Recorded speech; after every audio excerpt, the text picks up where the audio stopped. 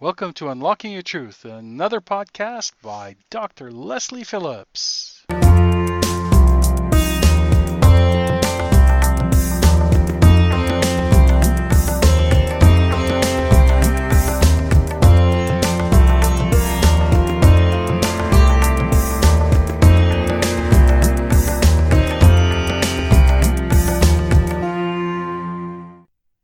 Well, hello, listeners. You are tuning in to Unlocking Your Truth with Dr. Leslie and Corey. Hello, everyone. And you're listening to us on 101.7 FM across the Fraser Valley on CIVL. And you can also live stream us on civl.ca and catch the podcast at drlesliephillips.com. Well, listeners, if you're tuning in regularly to this show, you know that we love to focus on everything to do with metaphysics and spirituality, to do with intuition and healing.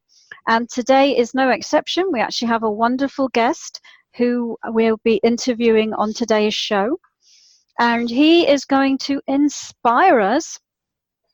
And actually, with respect to one of the big questions that we get on the show, we've done, how many shows have we done so far, Corey? 160. 160 shows, and people are sending us in thousands of questions by now. And by far, the top question we get is, why am I here?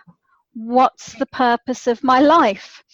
And so our guest today is going to give us some guidance on what on earth we're doing here on this planet.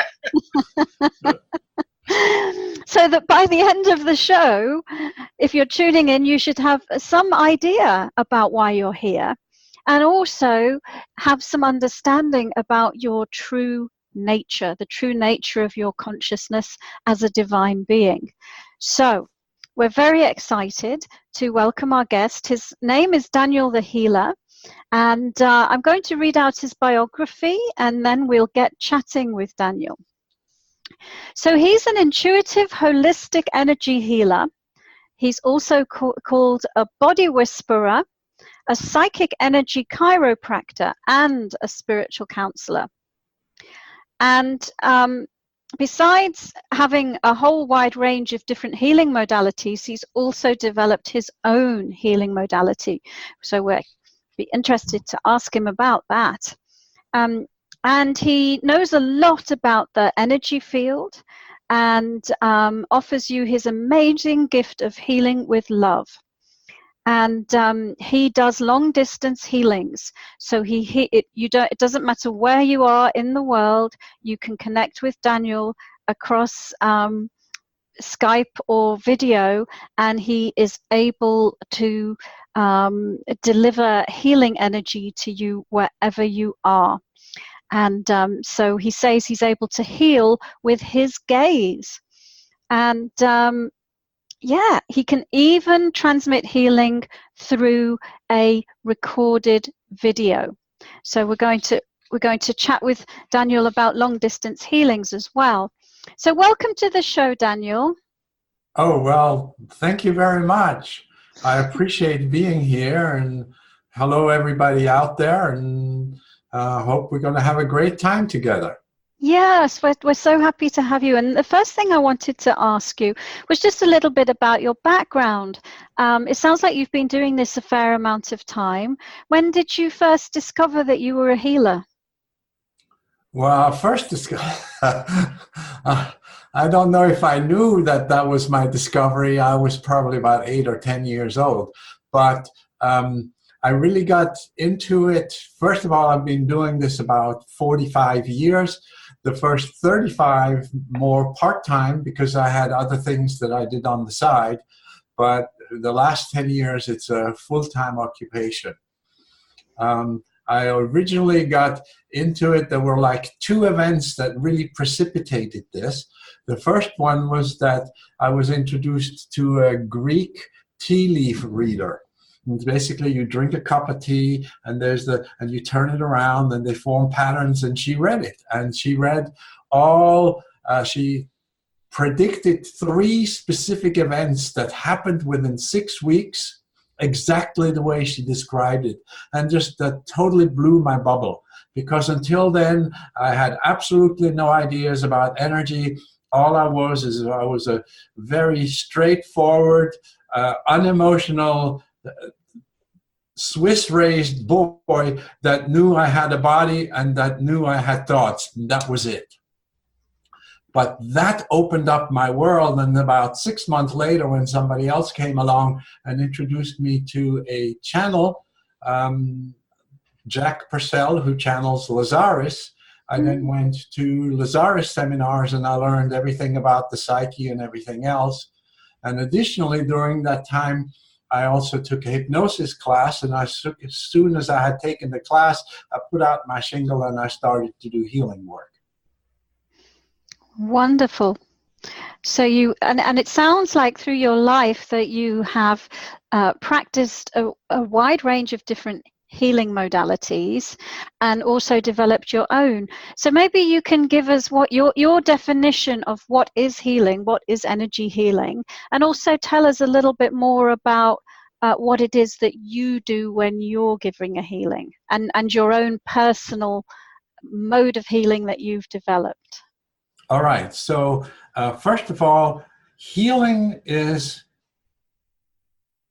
creating a resonance that is imparted to the one who wants to receive the healing, that will remind the one receiving the healing that this is what they need to do.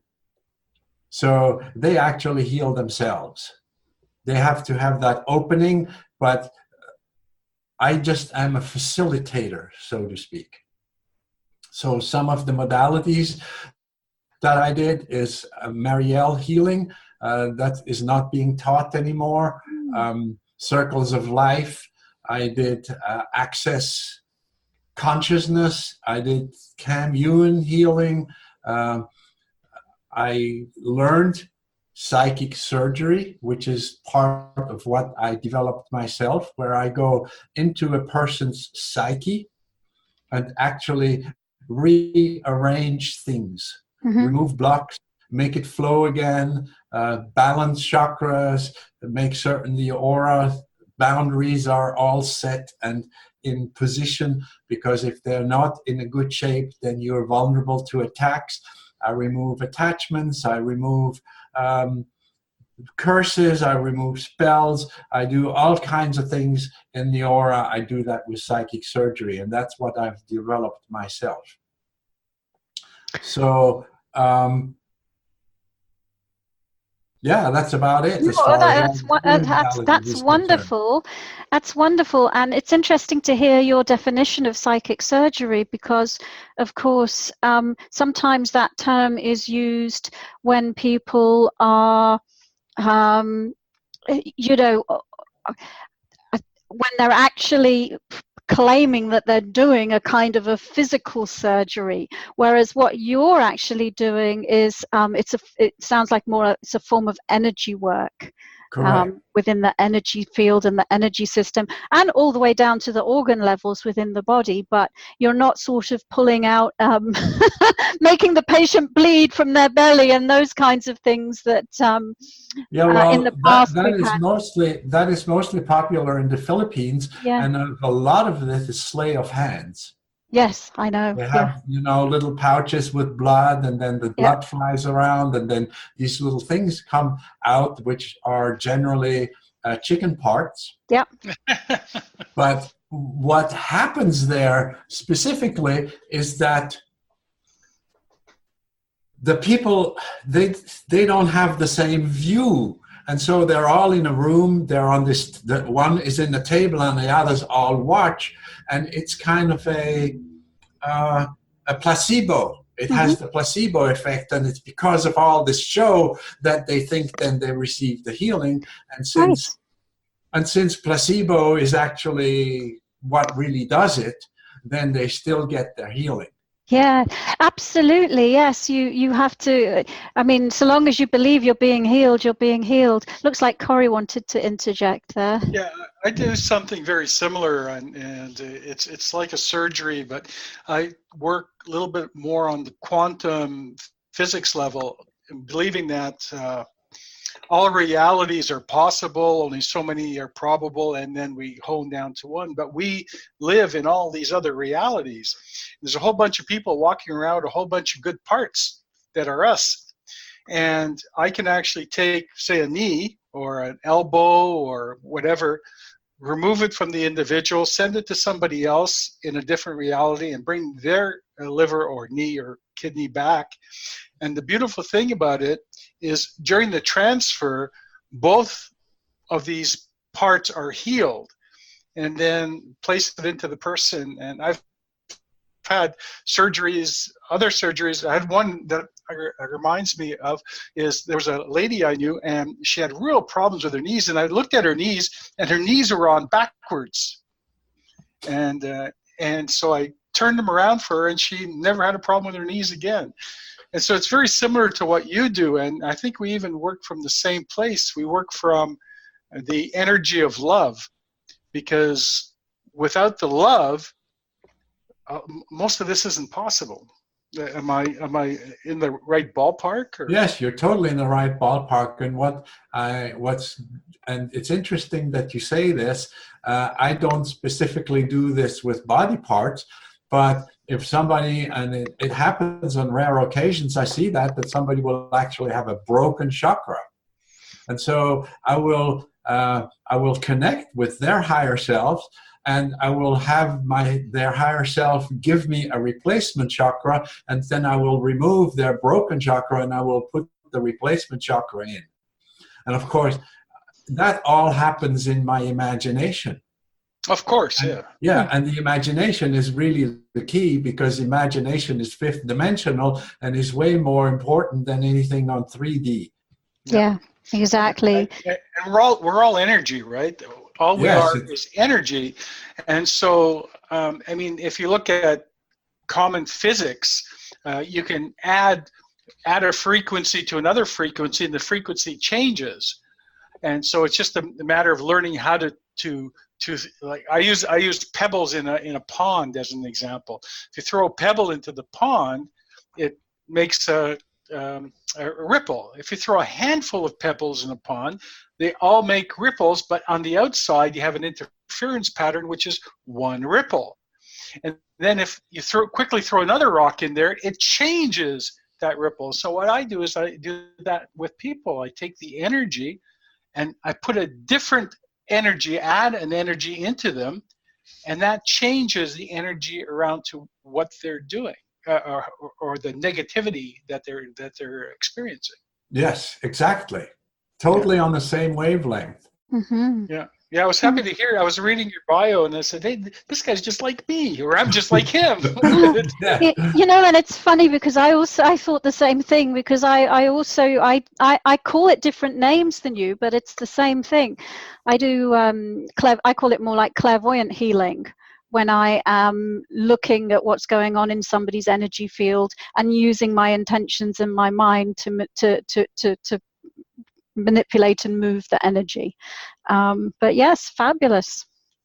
So I kind of would like to, because we're on the subject and I don't know where you're going, right from here, I'd like to interject just a little bit more about the healing with love.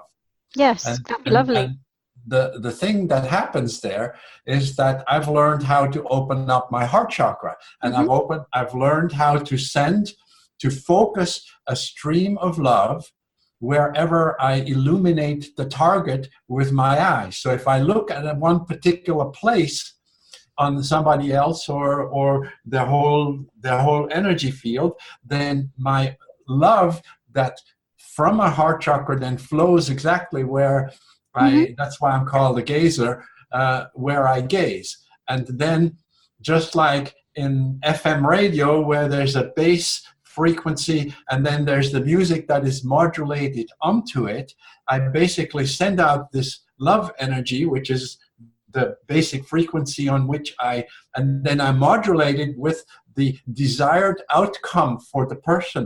And so they receive this love package that has information embedded in them that will allow them on their end to create the situation where they will get back into the right functioning of how they're supposed to function. Yeah. That's exactly the way I believe that actually Jesus, one of the way that Jesus healed people was through holding the vision through love of what the healed version of the person would be. Yes, exactly. Yeah. Fantastic. So anyway, I wanted to add that to the mix so that you know, now you know my whole secret of everything that I do. Well, that's wonderful. So thank you very much for sharing that. I think that we might go for a short break, and after the break, let's delve a bit more deeply into the energy field and the chakras and the auric field and the different kinds of energies that we have flowing through us as energy beings. And let's talk about what we said at the beginning, that we're all divine beings here on earth, and a little bit about the purpose of our lives here. So listeners, you've been listening to Unlocking Your Truth with Dr. Leslie and with Corey, and we're talking to a wonderful healer whose name is Daniel the Healer. And he heals through love. He heals by making a connection through his heart chakra and intending changes in the person that he's healing with his intentions and with his gaze. And we thank him very much for being on the show and sharing his wisdom and his wonderful heart energy with us. We are going to take a short break, but we will be back after these few short messages.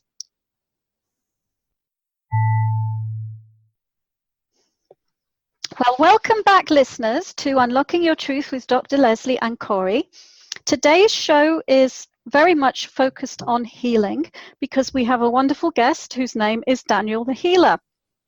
And before the break, we were talking about different modalities of healing and how Daniel does his energy healing work. And we started to dance around the human energy field a little bit, and that might be a nice place for us to go next. And so Daniel, for the benefit of our listeners, perhaps you could introduce any of them who are not familiar with, or give them your perspective on what the chakras are and what the energy field is. Okay, so I think we need to cover the energy field first, because the chakras are part of your energy field. Right. So if at the beginning you said that I was an intuitive holistic energy healer, and so I want to briefly touch upon the holistic part. The holistic meaning that we function on 4 different levels: the physical, the emotional, the mental, and the spiritual. And the physical and the mental are in time. They know logic, they know reason, but the emotional and the spiritual bodies are not in time. They are in the timeless. And so they do not know any logic, they do not know any reason, they just are. Mm-hmm. And so part of your spiritual body, which holds your connection with the divine, it holds your soul, your higher self, but your spiritual body also holds your energy field. That is your personal space that you have. I mean, you are infinite, but there is a kind of a division, there is a separation between your personal portion of it and all the rest that connects with the oneness. It's like very much like being a drop of water in the ocean, where you as the drop know all of what's happening in the ocean, but you as the drop are also specifically distinct and separate from anything else.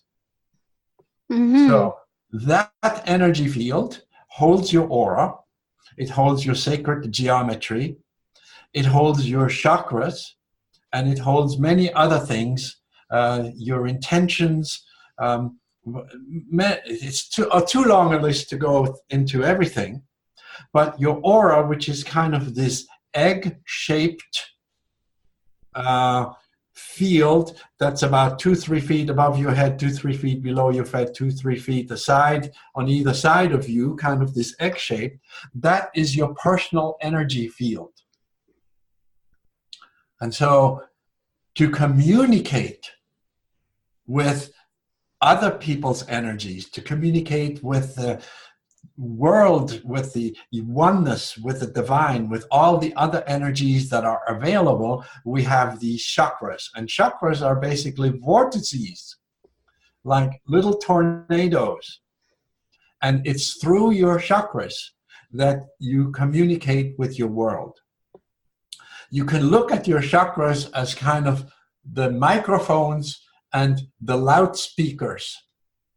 And just like in a loudspeaker array, there is the woofer, the subwoofer, the tweeter, the horn, different types of loudspeakers. You have different types of chakras, and they all communicate on different levels. So the root chakra communicates on the level of safety, security. The sacral chakra communicates on the level of your passion, creativity. Your solar plexus communicates on the level of your emotions, what you feel, but also your will and your personal power. Your heart, of course, deals with all the issues of love. Your throat deals with all the issues of communication. Your third eye is the seat of who you are. It's the only chakra that cannot be manipulated from the outside. All the other chakras can be controlled, but not your third eye. So if ever you feel controlled, you can make yourself small, go into your third eye and find yourself there. Yeah.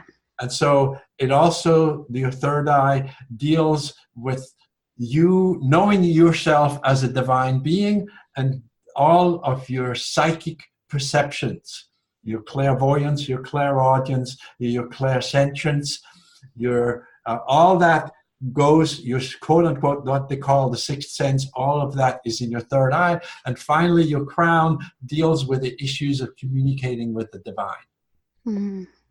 Well, I like that you refer to the chakra system as communication channels, because I don't think everybody does, and that's my perspective on them also, is that they are communication channels, and so I'm glad to hear you refer to them in that way.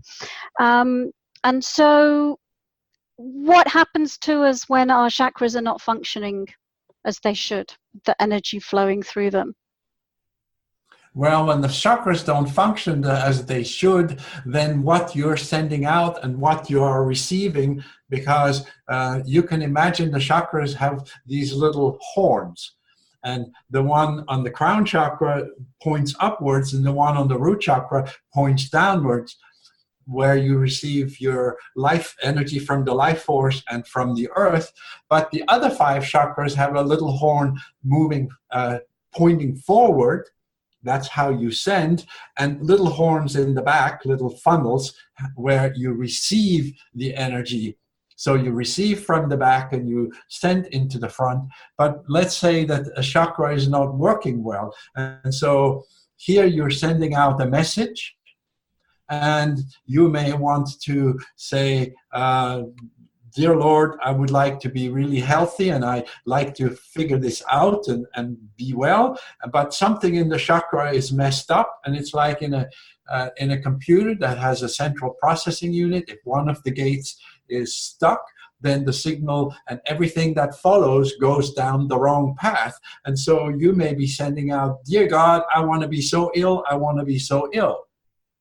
That's what they get on the other side, because it's not clean, it's not balanced, it's not the gates, all these little things that make up the chakra. I mean, it's very simple for us to say that it's like a little vortex. Yeah, but a chakra is multidimensional, so we can't even imagine what is on a 3D. We cannot even imagine what happens in a chakra. Mm-hmm. But if something is out of sync, then the signals that you receive will be misinterpreted, and the messages you sent out will be sent out garbled. Yes, yeah. I tend to sort of think of the energy field a bit like a pane of glass. And if we are storing self-limiting beliefs, or we're storing painful memories or emotions in our energy field and in our chakras, then we are seeing the world through that filter, and the world is seeing us through that filter. Yes, I kind of compare it to a gel on a spotlight.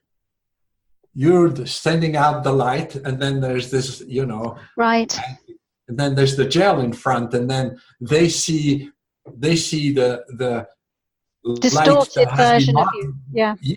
That has been modulated, and is Yes. different from what the intent that you're sending out. You see, a simple example. There's this guy, and he wants to date, and he has a hard time with dating. But every once in a while, he connects with a woman, and they will have a mad, passionate affair for 2 weeks, and then invariably after 2 weeks, they'll have an argument, and then they'll separate, and it's all going to be really, really hard.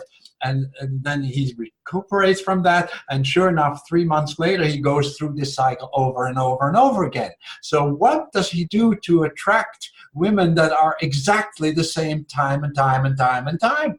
Because he's putting out that matching signal. Exactly. Yeah. He's sending this out through his chakras. He's putting out this imprint, and Yep. then the others who have their agenda will respond to that imprint, and they'll get together. Yeah, that's such an important point. And, we're really trying to educate people about that very much. We get many questions on this show and on our podcast where people are asking me to predict the future for them. And I say, well, if you're wanting a loving, supportive relationship, take care of your energy so that you're putting out loving, supportive relationship. If you're wanting financial abundance, take care of what limiting beliefs are in your energy field, because that's the way to create the reality that you want. I can't wave a magic wand and predict in 6 weeks' time, everything's going to be wonderful for you. Sorry, Corey, you wanted to say something too. Yeah, it's interesting, and people don't realize this. A lot of people don't understand this. But when you look at the world, you're looking through a tint, like you say, a tinted glass, which is all your experiences and your emotions and your feelings and all kinds of things, and your past lives and all this. So you're looking out through this tinted window. But what people forget is that when the world looks at you, they're looking at you through the same tinted window. And also, they have tints as well. And so everything looks different, and yeah, you could clean a window for a little while, but it has a tendency to get. You have to clean it every day. Yes, and so I say that to people too. You go to school, you learn, you have phys ed, so they teach you what to do for your body, and of course they teach you how to learn, hopefully, and they give you material so they deal with the thoughts. But when you go to school, nobody tells you about what to do with your emotions, and nobody tells you what to do with your energy field. No. It's just the opposite. They try not to. They try to bundle your emotions into this little ball and don't allow you to have them. Well, yes, our schooling system does. Like, everybody's born with intuitive gifts. By the time they come out of the education system, they've not been validated for them, and they've learned to turn them off and ignore them. Yeah, as a matter of fact, they poo-poo them. But so it's really important to keep yourself energetic clean. And I give everybody an opportunity like this. I give everybody a really, really, really simple techniques. Every time you take a shower, take a moment, use your imagination and your intent that the water is not only flowing over you and rinsing your skin, but that the water is also flowing through your energy field and is removing all the stuff that is not yours.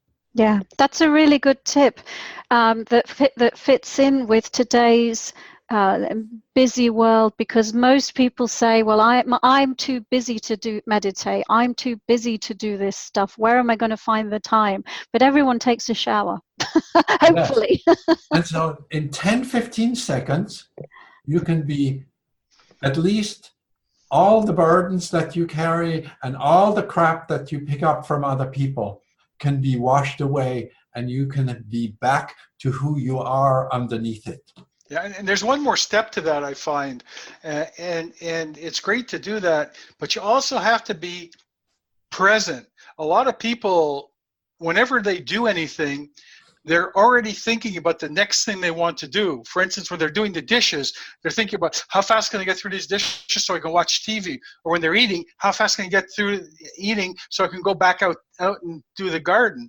And it's the same thing when we take a shower. When you're in a shower, enjoy your shower. Feel the water, enjoy it, breathe, meditate the shower. It takes the same time.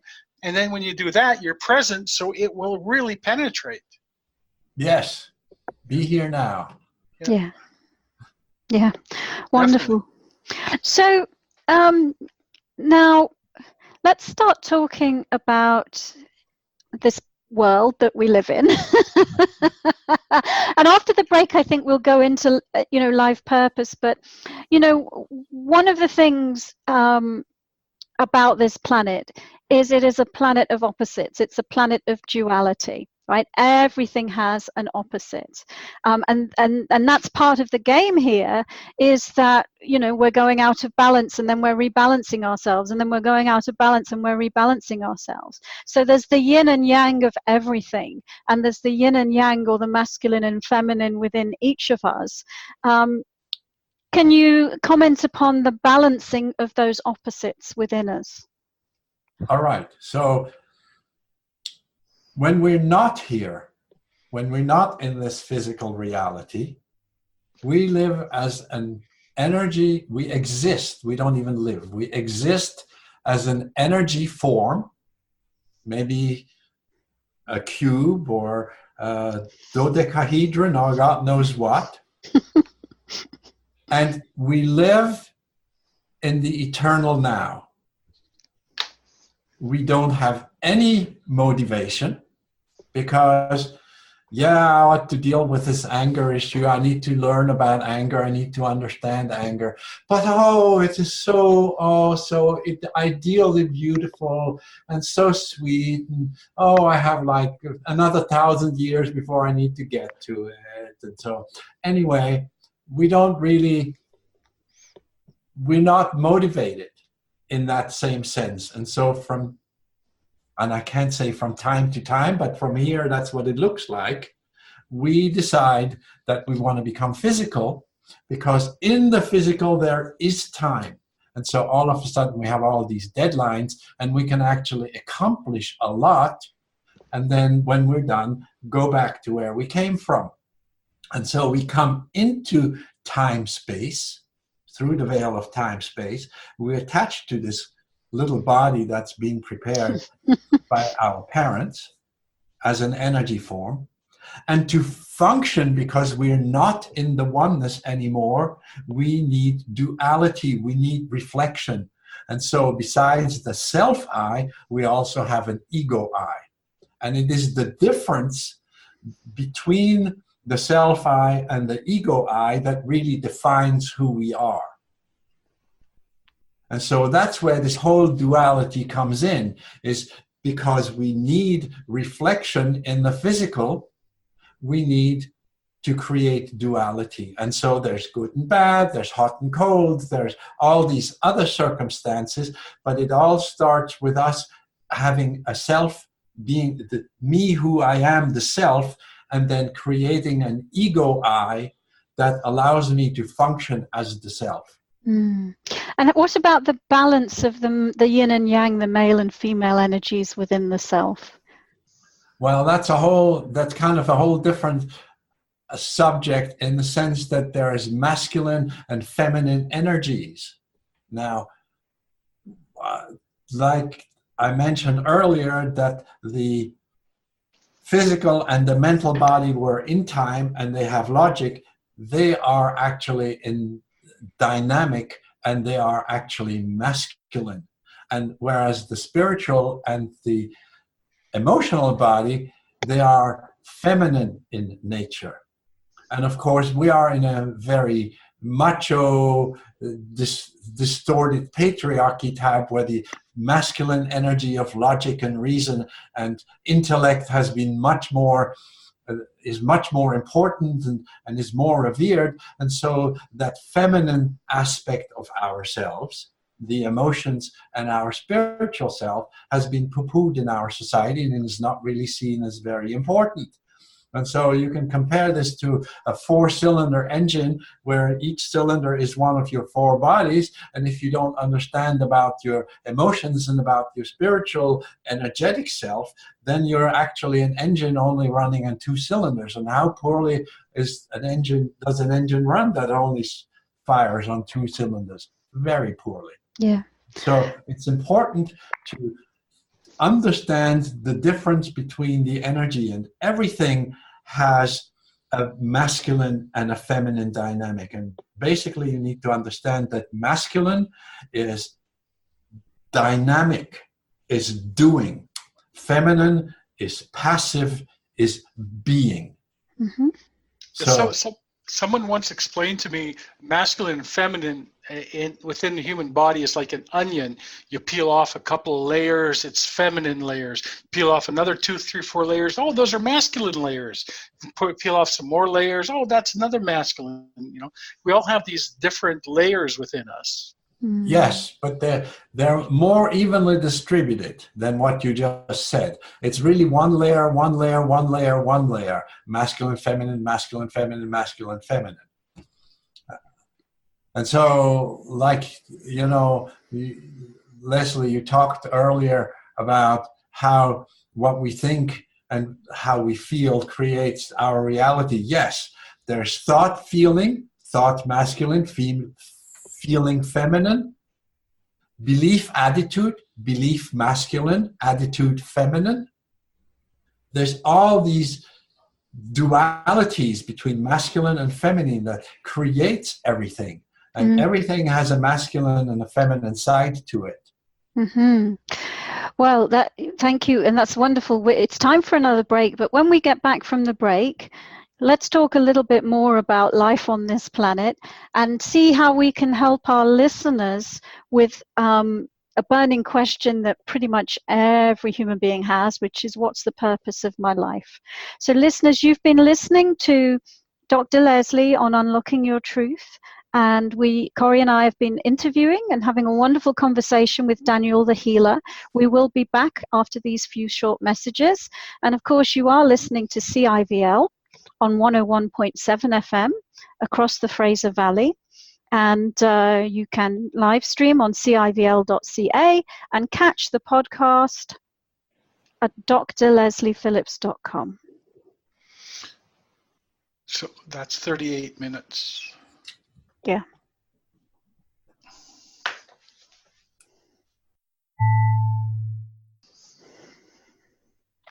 Welcome back, listeners, to Unlocking Your Truth with Dr. Leslie and Corey and today's guest, Daniel the Healer. And we've been talking about the nature of our reality, and we've been talking about how we actually create our reality. And that's really, really good news, because in the context of wanting to heal yourself, it's all within your hands. At the beginning of the show, Daniel was explaining really that all healing is self-healing. And any healer is acting as a catalyst, as someone who's injecting energy into the space of the person who's requesting the healing. So how can people who perhaps haven't trained to be a healer like we have, what tips can you give them in terms of how they can start to consciously create their reality and consciously create a life that is founded in health and wellness? Okay, So what we first need to know here is that we already are creating our reality. We just don't do it consciously. Yeah. So you need to understand that as a divine being that you are, that the divine creates, and you do the same thing in your life. You create your own reality. And one of the we normally kind of come with 7 different missions. 2 are there every time in every lifetime, and the other 5 are things that we decide ourselves. And the 2 that you really need to get involved with in every lifetime is to learn how to consciously create your reality. And the second one is to consciously create fun. These two are givens every time you come here. So when you think of the divine and how the divine creates, the divine doesn't go and there's the psychic hotline here. Oh, hi, here's God. Can I create tomorrow? No. They are empowered. They have the authority. And so you need to understand that as a divine being, you are empowered yourself. You are authorized. You are the author of your life. You need to just take that power. You need to internalize it, and out of that say, okay, this is what I will be doing. And so that is how you create reality. First, you have the raw materials: belief, attitude, thought, feeling, choices, and decisions. That's the raw material on how you create reality. You need tools. Your tools to create reality are desire, imagination, and expectancy. What do you expect? The outcome, and it has to be honest. You cannot just say, oh, I believe, I believe. That's not what makes you believe something. It's not that you say, I believe, I believe. You need to truly feel it all the way through you. It needs to be throughout your system, in the conscious, the subconscious, and your unconscious minds. It needs to be integrous to who you are. And so you use these 6 raw materials: belief, attitude, thought, feeling, choices, and decisions. And you use those tools and you create what it is that you want to create. And so you put it out. You obviously are sending this out through your chakras. You're putting it out, and then you give it to time. And time then will come with the end result. Now, of course, you need to practice some.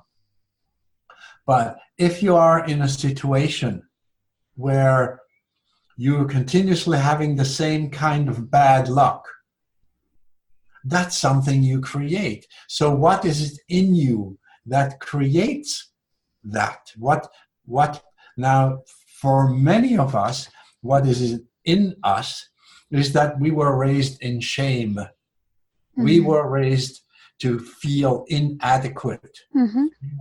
We were controlled, and we just haven't figured out yet how to not be controlled anymore. We're just like, oh, it was like this when I was 4 years old, and they made these choices and I made these decisions, and then ever since then I've been going on automatic. Guys, folks, you have to wake up.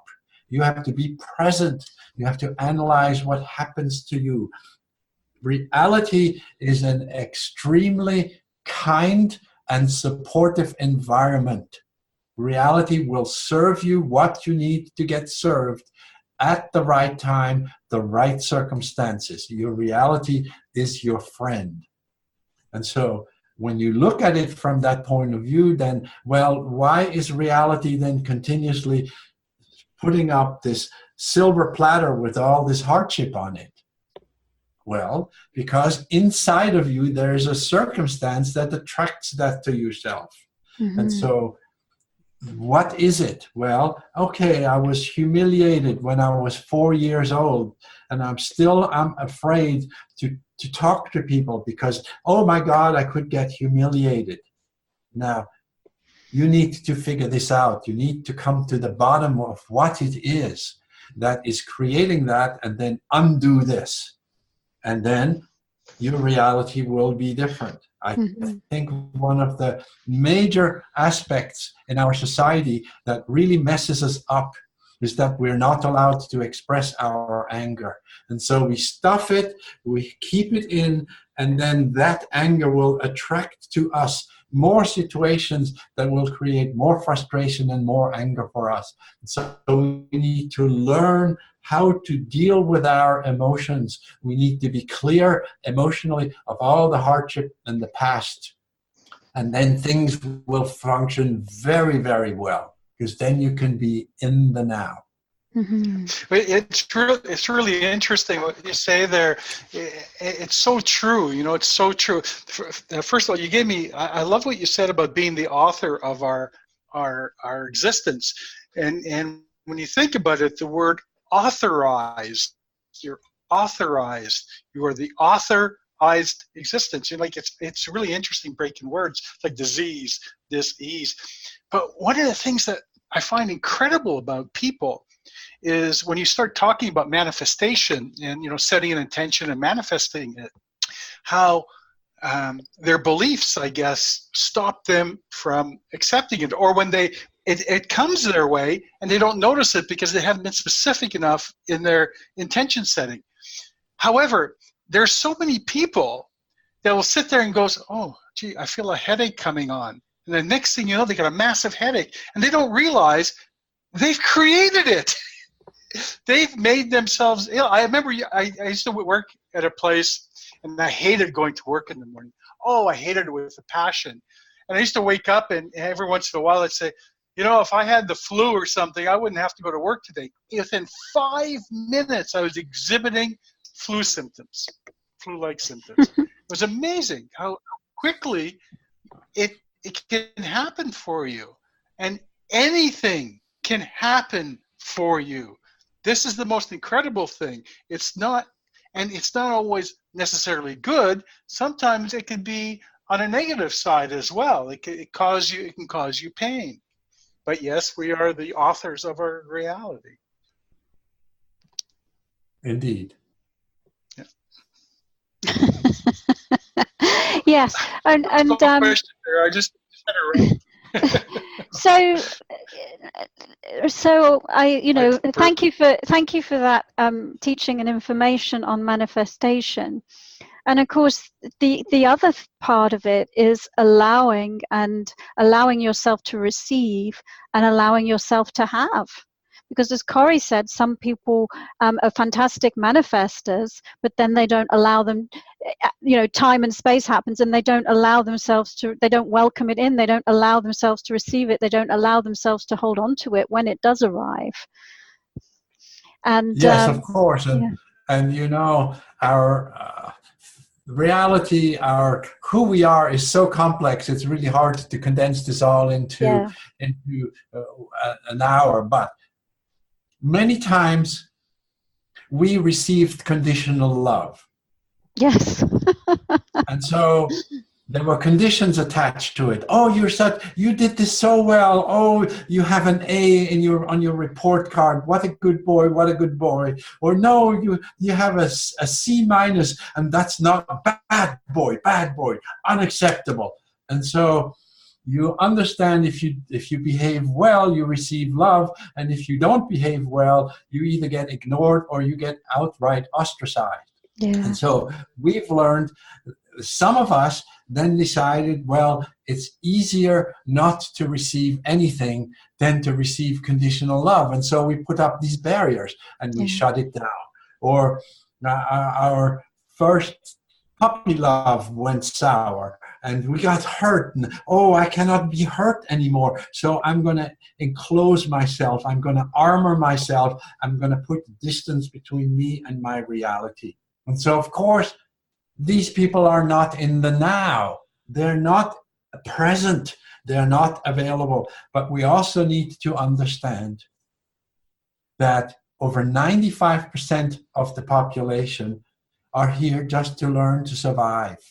They haven't yet come into their spiritual lifetimes where they're seeking something greater. So for a lot of people, being in this like humdrum situation is all they really know. They're not equipped to do better. Yeah. Yeah, that's interesting that you say that. And yes, 95%.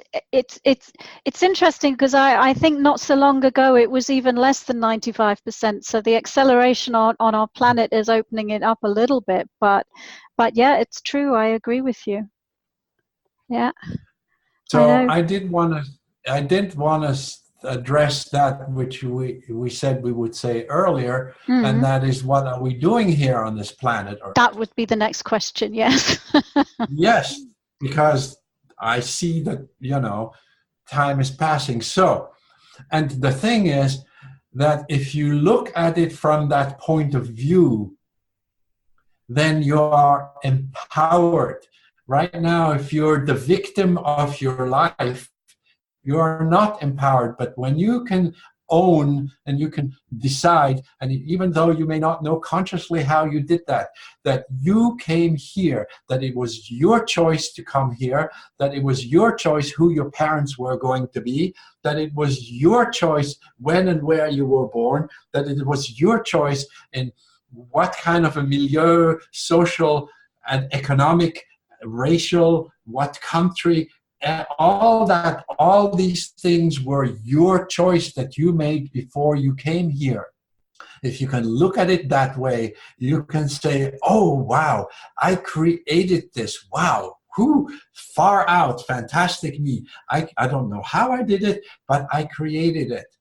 And so that means that if you created something, you can uncreate it. If you look at it from an empowered point of view, even if you have no idea how you did it, you will be able to change circumstances around. And also what happens when you come here is, in the transition between where you were before and being physical, you lose connection with who you were. You lose because we're in time, you don't have the connection with the timeless now, the oneness, the divine. And so you lose all your connection, you lose all your memories, and every time you come here, you have to start from scratch, not knowing anything. And that's what life purpose is all about. And you, not only this, you also set up, it's like an obstacle course.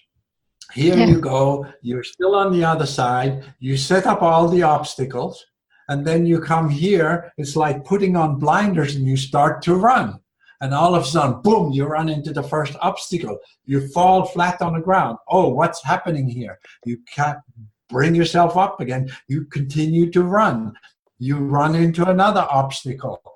Eventually, there's going to be a pattern between the obstacles that you run into.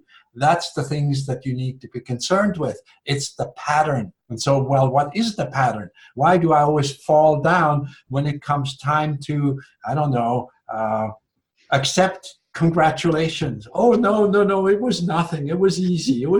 Don't worry about it.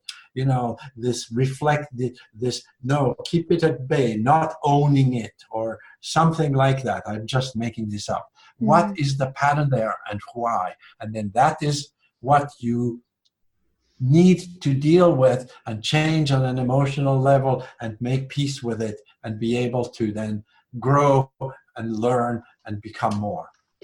Well, thank you, Daniel. Unfortunately, listeners, this is the end of the show. We could continue chatting with Daniel for a lot longer. There's so much to say.